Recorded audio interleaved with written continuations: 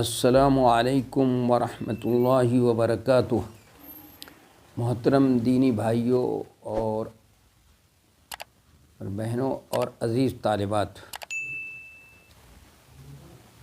بسم اللہ الرحمن الرحیم وبہ نستعین۔ ہم لوگ دین اسلام کی خصوصیات اور اس کے امتیازات کے بارے میں بات کر رہے تھے۔ اب تک دین اسلام کی 4 خصوصیات کا تذکرہ ہو چکا ہے۔ وہ 4 امتیازات جو امتیاز ہے اسلام کا، جس میں دوسرے کوئی مذہب کوئی دین جو ہے اس کی کوئی مقابلہ نہیں ہے۔ یہ اسلام کا خاصہ ہے، خصوصیت ہے، اس کی فضیلت، اس کا امتیاز ہے۔ تو 5ویں اسلام کی خصوصیت یہ ہے کہ اللہ نے دین اسلام اور قرآن پاک کی حفاظت کی ذمہ داری خود لے رکھی ہے۔ اللہ تبارک و تعالیٰ نے تحریف و تعویل اور بدعات و خرافات سے قیامت تک کے لیے دین اسلام کو محفوظ کر رکھا ہے۔ ارشاد باری ہے، اعوذ باللہ من الشیطان الرجیم، بسم اللہ الرحمن الرحیم، الیوم اکملت لکم دینکم واتممت علیکم نعمتی ورضیت لکم الاسلام دینا۔ آج میں نے تمہارے لیے دین مکمل کر دیا ہے اور تم پر اپنا انعام پورا کر دیا ہے، اور تمہارے لیے اسلام کے دین ہونے پر رضامند ہو گیا۔ اور اللہ جل شانہ نے مزید ارشاد فرمایا، بسم اللہ الرحمن الرحیم، هو الذی ارسل رسولہ بالہدی ودین الحق لیظہرہ علی الدین کلہ ولو کرہ المشرکون۔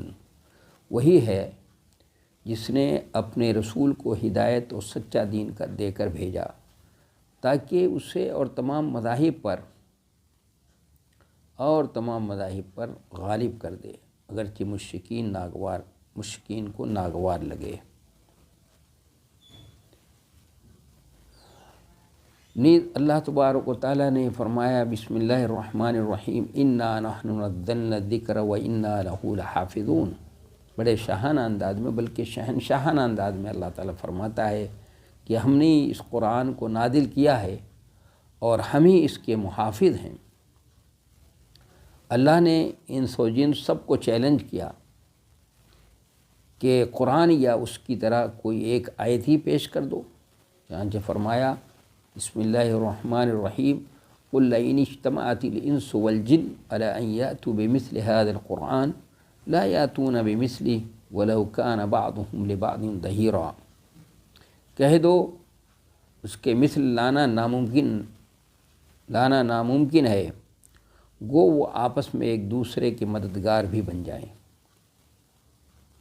یہ قرآن مجید کی عظمت ہی ہے کہ مسلمانوں میں سے ہر چھوٹا بڑا اسے پڑھتا ہے، اسے حفظ کرتا ہے، ریڈیو وغیرہ پر سنتا ہے، اور سننے والے پر قرآن پاک کا ایک عجیب اثر ہوتا ہے، یہاں تک کہ غیر مسلم بھی اس سے متاثر ہوئے بنا نہیں رہ پاتے، اور یہ خاصیت دنیا کی اور کسی کتاب کو حاصل نہیں ہے۔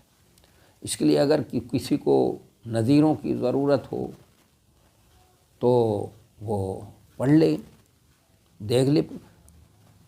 نبی علیہ السلام کے دور میں جو لوگ آتے تھے، جو دشمن تھے آپ کے، ابو جہل، شریک ابن اخنس، ابو سفیان وغیرہ، یہ رات کی تاریکیوں میں جب آپ خانہ کعبہ کے صحن میں قرآن مجید کی تلاوت کرتے تھے تو چھپ کر آ کر سنتے تھے، جبکہ دوسروں کو اپنے منع کرتے تھے۔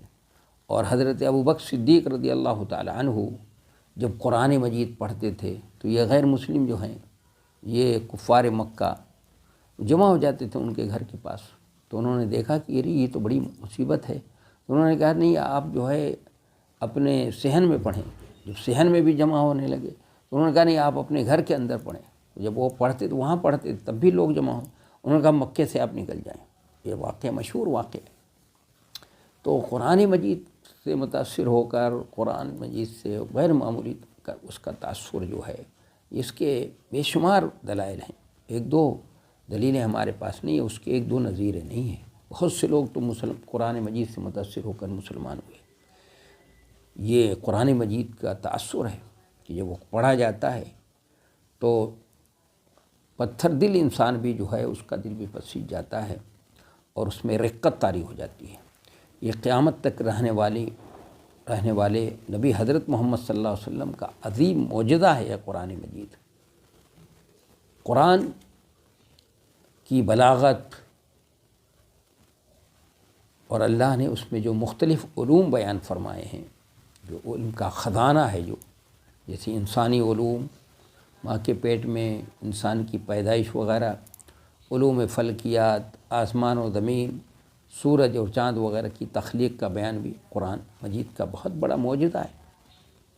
آج ترقی یافتہ دور میں وہ سب کی جو ہے سائنس جو اس کی جو ہے اس کو تسلیم کرتی ہے کہ قرآن کا بہت بڑا معجزہ ہے۔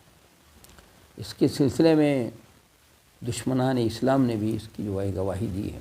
دنیا میں ایک شخص ہے، مستشرق ہے کینیڈا کا، بہت کہ جامعہ ٹورنٹو میں منطق اور ریاضیات کے وہ پروفیسر تھے اور عیسائیوں کے ایک سرگرم مبلغ تھے۔ یہ شخص رہا ہے اور کتاب مقدس کا ماہر تھا یہ شخص، اور انہوں نے قرآن میں غلطیاں ڈھونڈنے کی غرض سے قرآن کا مطالعہ شروع کیا، لیکن قرآن کا اسلوب، اس کی بلاغت و فصاحت، اس کی تاثیر و قوت گزشتہ انبیاء کرام کے بارے میں کرام اور مختلف علوم و فنون کے بیان نے انہیں اپنا گرویدہ بنا لیا اور الحمدللہ وہ مشرف اسلام ہو گئے۔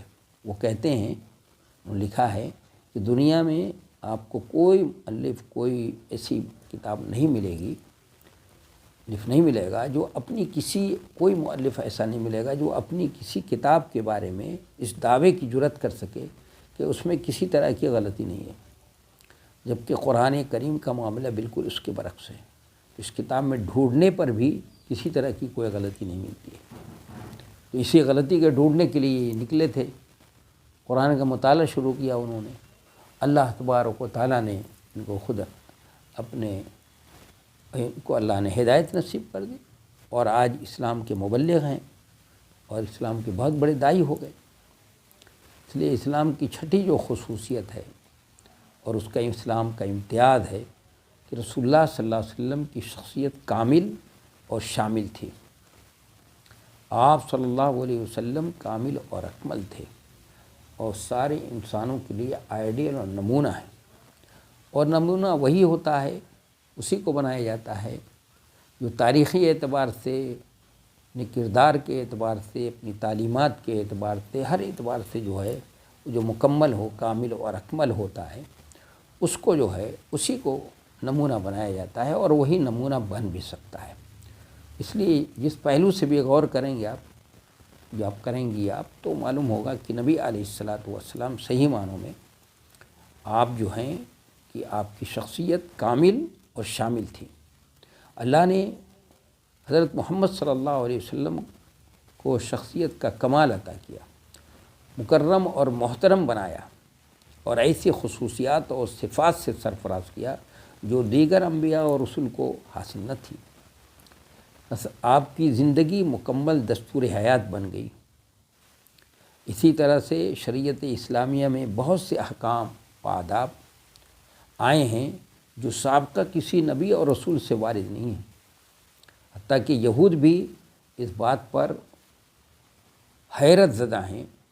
ان کا خود بیان ہے کہ محمد صلی اللہ علیہ وسلم نے ہر چیز کے بارے میں وضاحت فرمائی ہے، یہاں تک کہ بیت الخلاء میں کے بھی طریقے بتائے ہیں۔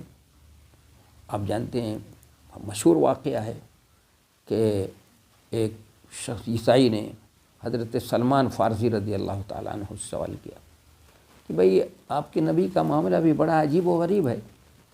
اس نے تحقیر و تذلیل کے لیے کہا تھا کہ انہوں نے حتیٰ کہ آپ کو بیت الخلاء کا طریقہ بھی بتایا، بیت الخلاء میں بیٹھنے کا، تو انہوں نے بڑے فخریہ انداز میں کہا۔ آج کے دور کا مسلمان ہوتا تو شرم سے سر جھکاتا اور وہ کہتا ارے بھائی کیا کریں، اس انداز سے عاجزانہ اور انداز میں مسکینوں کی طرح بیان کرتا. انہوں نے کہ بڑے فخریہ انداز میں کہا ہاں سنو، یہ تمہارے نزدیک ہو سکتی ہے یہ بات، ہمارے نزدیک قابل فخر بات ہے یہ کہ ہمارے نبی نے ہر چیز کو جو ہے کی تفصیل بتایا، حتیٰ کہ بیت الخلاء میں بیٹھنے کا طریقہ بھی بتایا.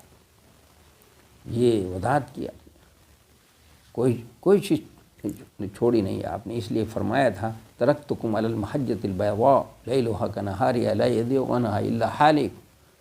یہ آپ نے فرمایا. یہ اللہ نے بھی اپنے نبی حضرت محمد صلی اللہ علیہ وسلم کی عقل اور فکر کی مدح سرائی کی ہے، اس کی تعریف فرمایا اللہ نے.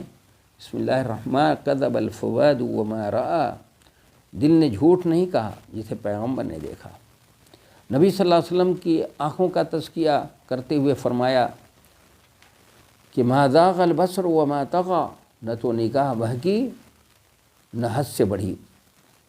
زبان کی تعریف میں اللہ تبارک و تعالیٰ نے فرمایا وما ينطق عن الهوى ان هو الا وحی یوحی. اور نہ وہ اپنی خواہشات سے کوئی بات کہتے ہیں، وہ تو صرف وحی ہے جو اتاری جاتی ہے. عام اخلاقی تزکیہ کچھ یوں فرمایا اللہ تبارک و تعالیٰ نے آپ صلی اللہ علیہ وسلم کا کہ وَإِنَّكَ لَعَلَىٰ خُلُقٍ عَظِيمٍ. بے شک آپ عظیم اخلاق پر فائز ہیں. آپ کی اخلاق کی تعریف کر دی قرآن نے. اسی لیے اللہ تعالیٰ نے رسول اللہ صلی اللہ علیہ وسلم کی سیرت اور آپ کی زندگی کو شریعت اسلامیہ کا قرآن کے بعد دوسرا مصدر قرار دیا، منبع اور مصدر قرار دیا. اور آپ صلی اللہ علیہ وسلم کی اقتداء امت پر واجب کر دی ہے. اللہ تعالیٰ کا فرمان ہے بسم اللہ الرحمن الرحیم لقد کان لکم فی رسول اللہ اسوۃ حسنہ لمن کان یرجو اللہ والیوم الآخر وذکر اللہ کثیرا.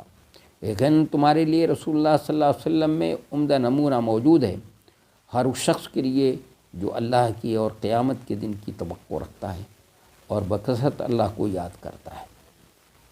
پھر نیز اللہ تبارک و تعالیٰ نے فرمایا وما اتاکم الرسول فخذوہ وما نہاکم عنہ فانتہوا. اور رسول تمہیں جو کچھ دے اسے لے لو اور جس سے روکیں اس سے باز آ جاؤ. بعثت سے پہلے بھی محمد صلی اللہ علیہ وسلم کا اخلاق نہایت عظیم تھا. آپ کو صادق اور امین کہا جاتا تھا. لوگ امانتیں آپ کے پاس لا کر رکھتے تھے، اپنے آپسی جھگڑوں میں آپ کو حکم بناتے تھے، اور جاہلیت کے کاموں مثلاً بتوں کی پوجا، زنا اور شراب وغیرہ سے کوسوں دور تھے آپ صلی اللہ علیہ وسلم. اگر آپ اس کتاب میں غور کریں گے تو اس میں نبی صلی اللہ علیہ وسلم کی بہت سی، یعنی قرآن مجید کے اندر کوئی غور کرے تو اس میں نبی صلی اللہ علیہ وسلم کی بہت سی ایسی صفات اور عظیم اخلاق پائیں گے جو پوری انسانیت کے لیے ایک دستور اور مکمل مدرسہ کی حیثیت رکھتی ہیں. زندگی کے دینی، اجتماعی، اقتصادی، فکری اور سیاسی اور دیگر شعبے میں وہ نمونہ اور آئیڈیل ہیں. اور آپ کے اخلاق کی تو تعریف آپ کی بیویوں نے کی ہے. حضرت خدیجۃ الکبریٰ آپ کے بارے میں کیا کہتی ہیں؟ کلا واللہ ما یخزیک اللہ ابدا. ہرگز نہیں، آپ کا رب آپ کو کبھی رسوا نہیں کرے گا. کیوں؟ انک لتصل الرحم وتحمل الکل وتکسب المعدوم وتقری الضیف وتعین علی نوائب الحق. اور آپ کی دوسری بیوی نے آپ کے بارے میں جب آپ کے اخلاق کے بارے میں پوچھا گیا تو کہا قرآن نہیں پڑھا؟ کان خلق والا قرآن. اب تو سراپا قرآن تھے. یہ تھا آپ کا اخلاق. اس سلسلے میں دوسروں نے بھی گواہی دی ہے آپ صلی اللہ علیہ وسلم کے سراپا ہے ایک عظیم اخلاق والا ہوں کہ سراپا اخلاق کی آپ کی عظیم آپ کی صفات کی آپ کی جو ہے اس کا اعتراف غیروں نے بھی کیا ہے. ایک امریکن جو ہے مستشرق ہے، اندلس میں اسلامی تاریخ کے جو بڑے ماہر تھے، ان کا محمد صلی اللہ علیہ وسلم سب سے آخری نبی اور رسولوں میں سب سے عظیم ہیں جنہیں اللہ نے دعوت اللہ کے لیے مبعوث فرمایا تھا. اور ایک مائیکل ہارٹ امریکی اسکالر ہے انسانی تاریخ کے، 100 مؤثر ترین شخصیات نامی کتاب لکھی ہے اس نے آپ صلی اللہ علیہ وسلم کو پہلے نمبر پر لکھا ہے جبکہ وہ عیسائی ہے. تو اس نے لکھا ہے کہ میں نے مختلف میدان میں دنیا کے مؤثر ترین لوگوں میں پہلے نمبر پر محمد صلی اللہ علیہ وسلم کو رکھا ہے. اس سے بہت سے لوگوں کو حیرت ہوئی ہوگی لیکن میرا اعتقاد ہے کہ وہ تاریخ کے پہلے ایسے شخص ہیں جو دینی اور دنیاوی اعتبار سے سب سے کامیاب رہے ہیں۔ دیکھا آپ نے، تو جادو وہ جو سر پہ چڑھ کر بولے، آج جو ہے 5 اور 6 دین اسلام کی خصوصیات کا تذکرہ ہو گیا۔ انشاءاللہ یہ کافی ہے۔ آج آئندہ جو ہے انشاءاللہ اس کے بعد مجلس میں 7 اور 8 اور اس کے بعد جتنی جو بھی ہوں گی انشاءاللہ اس کو بیان کیا جائے گا۔